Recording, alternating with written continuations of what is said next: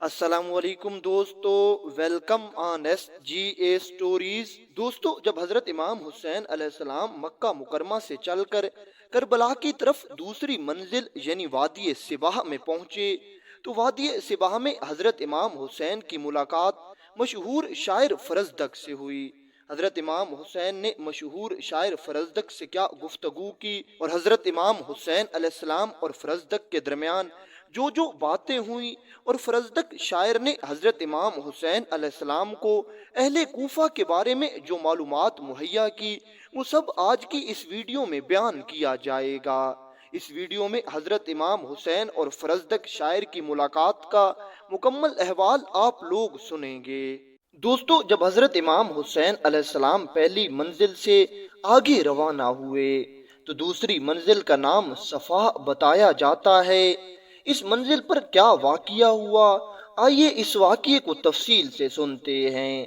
کہتے ہیں کہ حضرت امام حسین نے اپنی خیمے اس صفا منزل پر نصب کیے، اور جیسے علی کے لال کی عادت مبارک تھی، اسی اپنی عادت حسنہ کے مطابق علی کا لال تلاوت قرآن پاک کرتا۔ تھوڑی دیر بعد حضرت امام حسین کی نظر پھر ایک اونٹ کے سوار پر پڑی کہ ایک اونٹ کا سوار اسی طرف آ رہا ہے۔ اب کی بار اس اونٹ کے سوار کے پیچھے ایک بوڑھی عورت بھی بیٹھی ہوئی ہے۔ اب یہ اونٹ کا سوار کوئی اور نہیں تھا بلکہ مشہور فرزدق نامی شاعر تھا۔ یہ ایک بہت بڑا شاعر تھا۔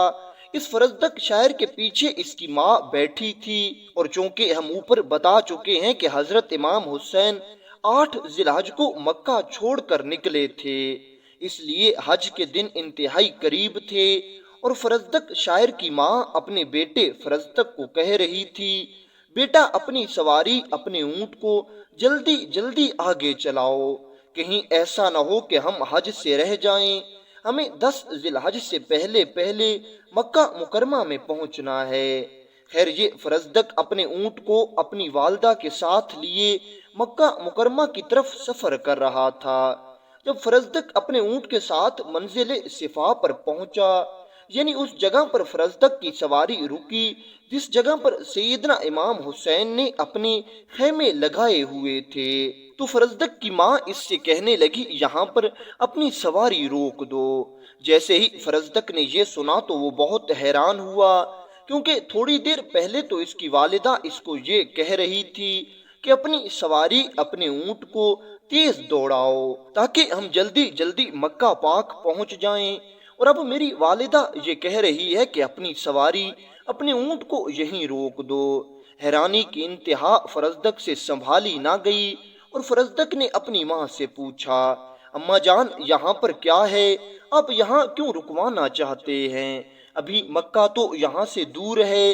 تو فرزدق کی ماں فرزدق سے کہنے لگی، بیٹا، ہم نے نبی کریم صلی اللہ علیہ وآلہ وسلم کا کلمہ شریف پڑھا ہے۔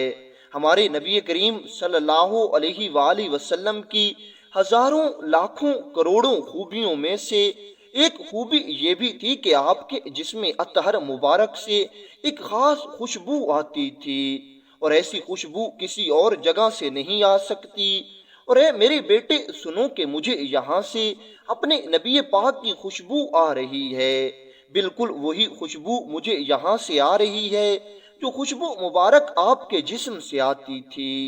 جب انہوں نے سواری روک کر دیکھا تو انہیں امام حسین کے نصب کیے گئے خیمے نظر آ گئے، لیکن اب انہیں معلوم نہیں تھا کہ یہ خیمے کس کے ہیں، اس لیے فرزدق کی ماں نے اپنے بیٹے فرزدق کو حضرت امام حسین کے خیموں کی طرف روانہ کیا تاکہ یہ پتہ کر کے آئے کہ یہ خیمے کس نوجوان کے ہیں اور اس وقت کس نے یہاں پر ڈیرے ڈالے ہوئے ہیں۔ فرزدق نے اپنی ماں کو وہیں دور کھڑا کیا اور خود خیموں کی طرف آ گیا۔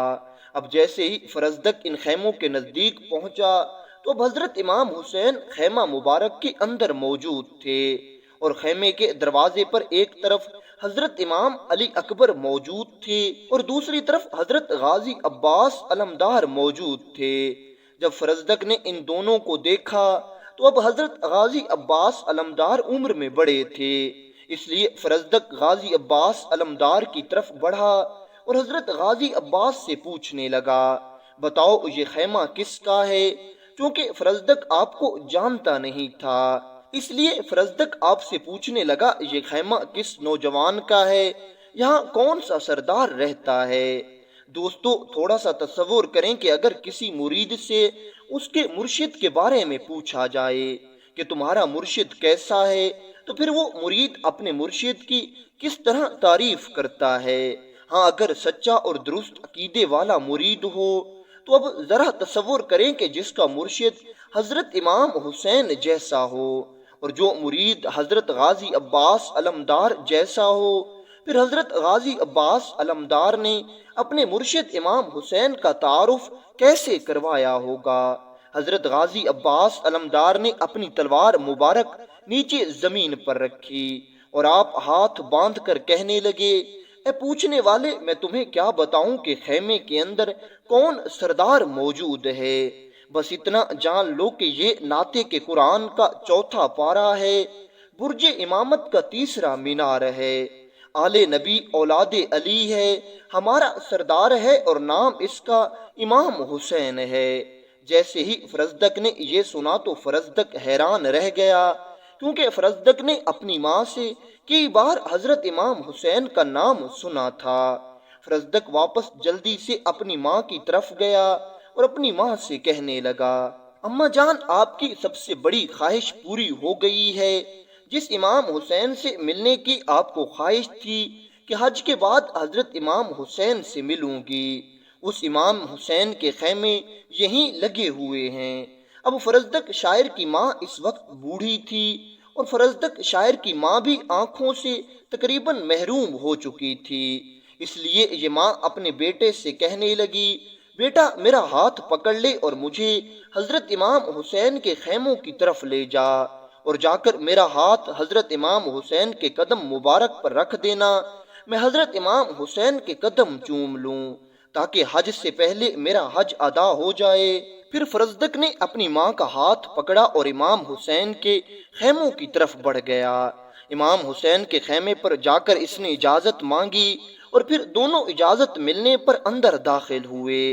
فرزدق نے اپنی ماں کے ہاتھ امام حسین کے قدموں پر رکھے اور بتایا کہ اماں جان، ہمارے مرشد امام حسین کے یہ قدم مبارک ہیں۔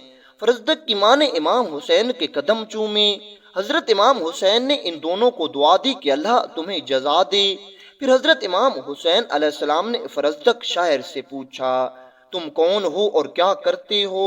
اس نے بتایا کہ حضور، میرا نام فرزدق ہے اور میں ایک شاعر ہوں، قصیدہ خواہ ہوں، لوگوں کے قصیدے لکھتا ہوں اور لوگوں سے پیسے لیتا ہوں، اور اسی طرح ہمارا گزر بسر چل رہا ہے۔ پھر حضرت امام حسین نے پوچھا کہ بتاؤ کوفہ کا کیا حال ہے؟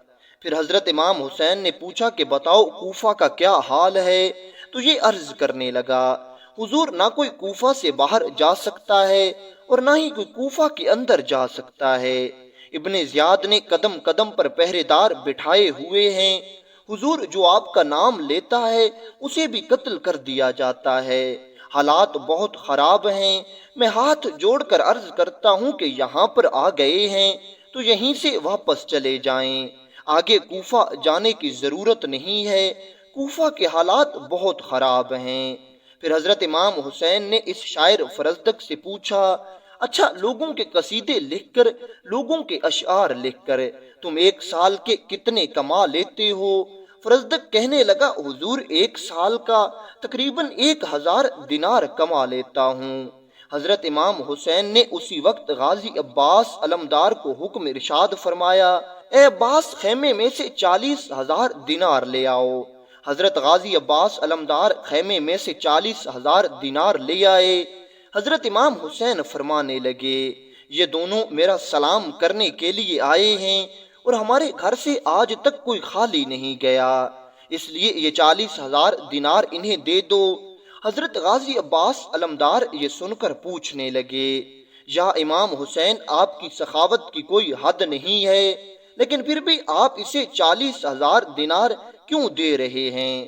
تو حضرت امام حسین فرمانے لگے کہ یہ ایک سال کا 1000 دینار کماتا ہے، اور اگر یہ 40 سال زندہ رہے گا تو اس کے لیے میں اسے 40,000 دینار دے رہا ہوں۔ اگر یہ 41 سال زندہ رہتا پھر میں اسے 41,000 دینار دیتا۔ فرزدق نے امام حسین سے یہ 40,000 دینار لے لیے اور یہاں سے مکہ چلا گیا۔ کچھ علماء یہ بھی لکھتے ہیں کہ فرزدق سے جب حضرت امام حسین نے اہل کوفہ کا حال پوچھا تو فرزدق کہنے لگا، یا امام حسین، کوفیوں کے دل تو آپ کے ساتھ ہیں لیکن ان کی تلواریں یزید کی فوج کے ساتھ ہیں، اس لیے آپ اس طرف نہ جائیں۔ فرزدق پھر کہنے لگا، حضور لیکن ہوگا وہی جو اللہ تعالیٰ کی ذات کو منظور ہوگا۔ حضرت امام حسین نے فرزدق سے یہ بھی فرمایا کہ بے شک تم نے حق اور سچ بات کی ہے، اگرچہ ان کی تلواریں یزید کی فوج کے ساتھ ہیں، پھر بھی وہی ہوگا جو اللہ تعالیٰ کی ذات کو منظور ہوگا، اور میں اللہ تعالیٰ کی رضا پہ راضی ہوں۔